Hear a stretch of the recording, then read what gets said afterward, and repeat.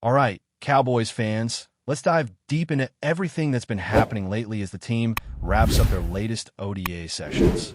One of the biggest updates coming out right after the last open practice was about Micah Parsons. The guy made it crystal clear on social media that he'll be at the mandatory minicamp. Honestly, this wasn't a shock to anyone paying attention. Parsons has shown up to every minicamp so far in his career, and since it's mandatory, missing it isn't really an option because fines come with absence. The attendance at these sessions has been impressively high, somewhere around 88 to 91%, depending on who you count on the roster. Parsons tweeted out his commitment, quoting a report that said he hasn't missed a minicamp in 4 years. He mentioned that he's locked in, preparing as if he'll be on the field from the very first week of camp. But he also made it clear that the final decision rests with the front office, essentially passing the ball to them, saying he's ready to win a Super Bowl, but the deal is still in their hands. His message felt like a mix of confidence and a bit of frustration since the contract talks haven't yet led to a signed agreement. But the key takeaway is that this isn't a holdout. He'll be present, engaged, and involved. Now, that leads to an interesting question. How much will he actually participate in on-field drills during minicamp?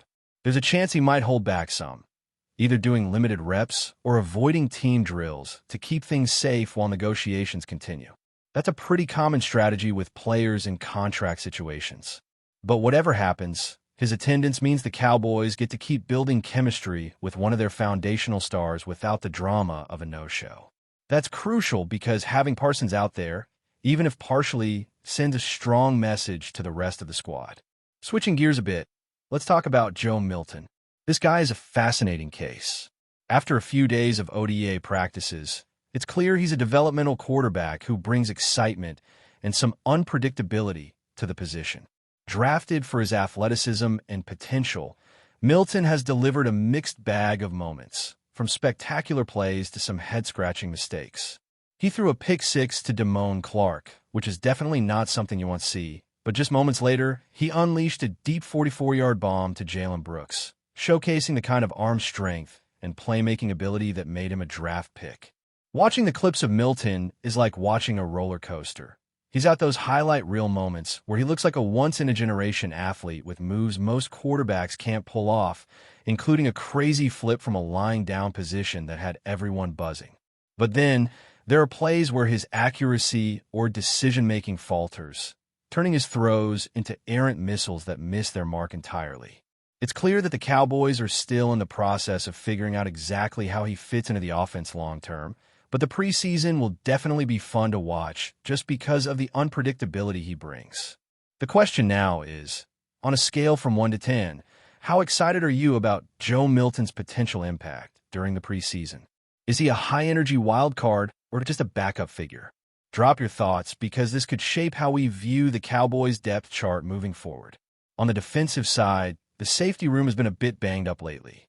Malik Hooker, for instance, left practice early on Tuesday with back spasms, but is expected to recover and be ready for minicamp. Then you have Marcel Harris still rehabbing a shoulder injury, while Donovan Wilson is recovering from off-season knee surgery. Because of those absences, the current safeties getting the most reps have been Thomas, Elijah Clark, and Mike Smith, with Elijah Clark getting significant work with the starters. That tells us that the coaching staff is testing the young guys to see who can step up in the short term, especially since the top guys are out or limited. When training camp rolls around and everyone is healthy, the depth chart will likely shift again, but this early exposure is great for the younger players trying to make their mark, potentially fighting for roster spots or even practice squad positions. Speaking of standouts in practice, George Pickens has been turning heads with some highlight-worthy plays.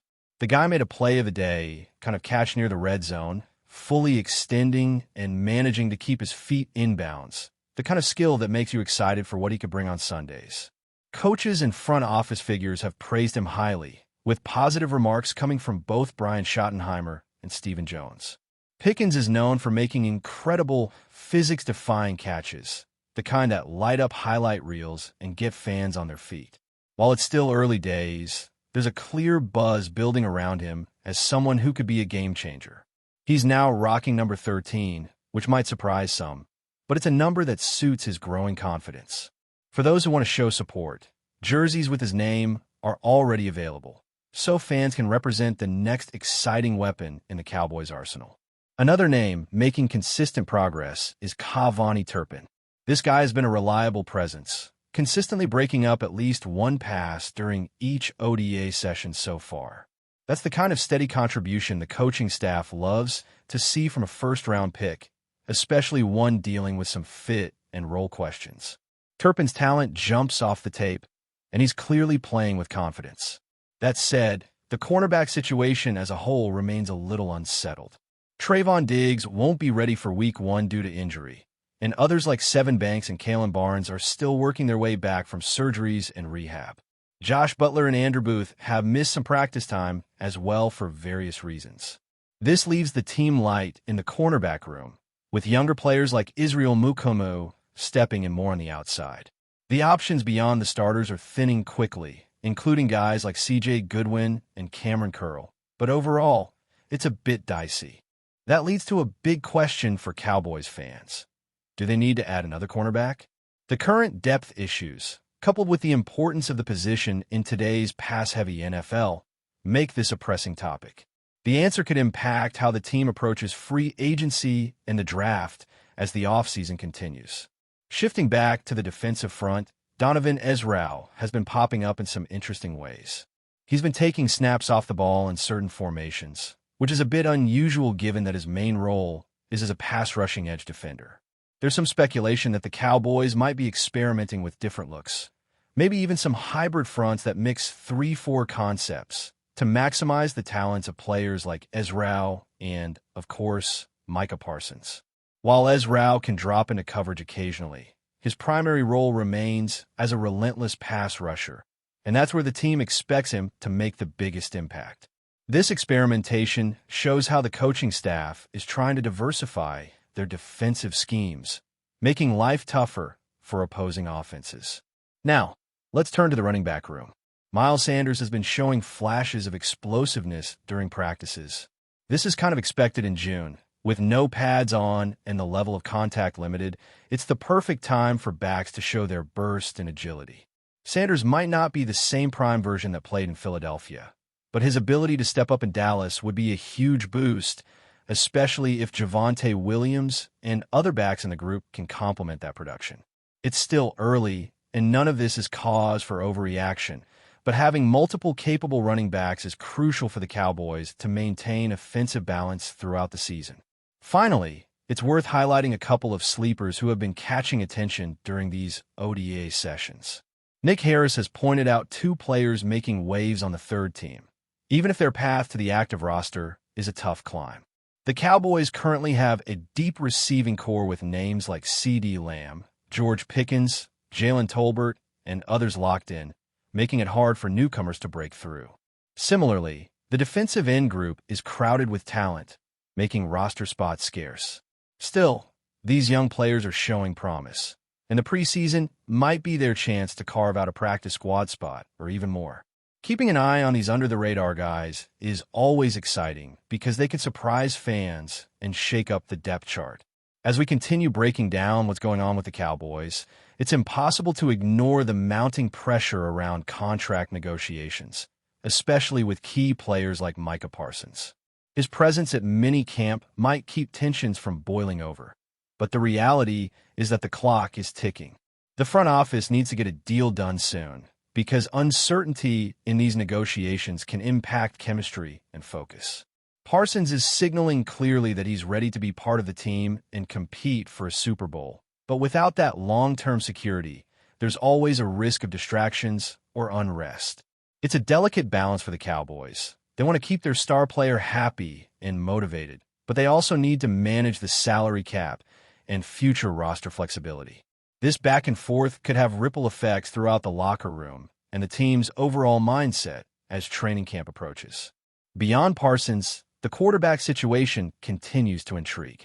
Joe Milton's flashes of brilliance, mixed with inconsistency, have set the tone for what to expect from him in the near term. He's raw, he's athletic, and he's clearly still learning the pace and complexity of the NFL game. The coaching staff's willingness to give him reps signals a commitment to developing his potential, but it also means fans should temper expectations. Milton's presence offers a kind of insurance policy behind the starter, but the preseason will be crucial for both him and the team to evaluate whether he can grow into a reliable backup or even compete for more playing time in the future. His highlight reel plays keep things exciting, but ultimately, consistency and decision-making will determine how far he goes in Dallas. On defense, the cornerback situation remains a cloud over the team's secondary. Injuries and rehabs have left the Cowboys thin in key spots, forcing some young or less experienced players into prominent roles earlier than expected. This can be a double-edged sword. It gives those players invaluable reps and the chance to prove themselves, but also creates vulnerability in a division loaded with explosive passing offenses. The depth issues at cornerback raise legitimate concerns about how well the Cowboys will be able to handle top-tier wide receivers week in and week out. If the team doesn't add reinforcements before the regular season, they might have to lean heavily on scheme adjustments, pressure packages, and safety help to compensate.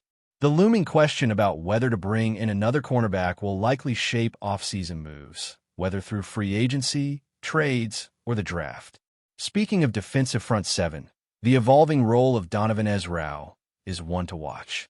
His flexibility to line up off the ball in certain packages could give the Cowboys creative ways to deploy their edge rushers. Combining that with Micah Parsons' unique skill set, Dallas could build a more dynamic pass rush that keeps offenses guessing. However, Ezra's primary identity remains as a pass rusher, and the team's success in generating pressure will depend heavily on how effectively they can use him and Parsons to disrupt opposing quarterbacks. The defensive coordinator's scheme creativity here will be a key factor, blending traditional roles with hybrid looks that maximize player strengths while covering for depth issues elsewhere. In the backfield, Miles Sanders' performance during these early practices is encouraging. His explosiveness without pads shows he still has the agility and burst needed to be an effective contributor. Whether he fully returns to his prime form remains to be seen, but having a reliable running back core is essential for balancing the Cowboys' offense and keeping defenses honest. Alongside Sanders, players like Javonte Williams and other younger backs will be fighting to carve out roles. The versatility and depth at running back could prove critical, especially over the grind of a long NFL season where injuries are inevitable. The running backs room is a place where the Cowboys could find hidden value, particularly if some of the lesser-known players step up and seize their opportunities. Finally, it's worth circling back to those under-the-radar guys making noise in practice. Players like Holden and Luigi Valline might not be household names, but their hard work and flashes of talent during OTA sessions could earn them a practice squad spot, or even more if they continue to impress. The Cowboys roster is crowded at multiple positions, especially wide receiver and defensive end, making it tough for these players to break through. Still, preseason is the proving ground, and every year there are surprises, players who come out of nowhere and become valuable depth pieces or special teams contributors. Keeping an eye on these sleepers is important because they can make the difference between a good team and a great one. In recent days, whispers around the league suggest that Jourdan Lewis, the talented cornerback who parted ways with the Dallas Cowboys last offseason, is quietly wrestling with a sense of regret. Although he has not publicly stated any formal desire to return, sources close to team insiders claim that Lewis often expresses how leaving the Cowboys remains his daily regret.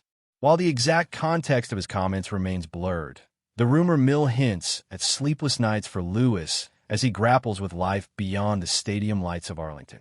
According to unnamed NFC personnel, Lewis had originally been eyeing a fresh start elsewhere, believing he could elevate his career in a new system. Yet, as the Cowboys have continued to shine under their current defensive setup, some within the Cowboys' inner circle nervously wonder if they acted too hastily in letting Lewis walk.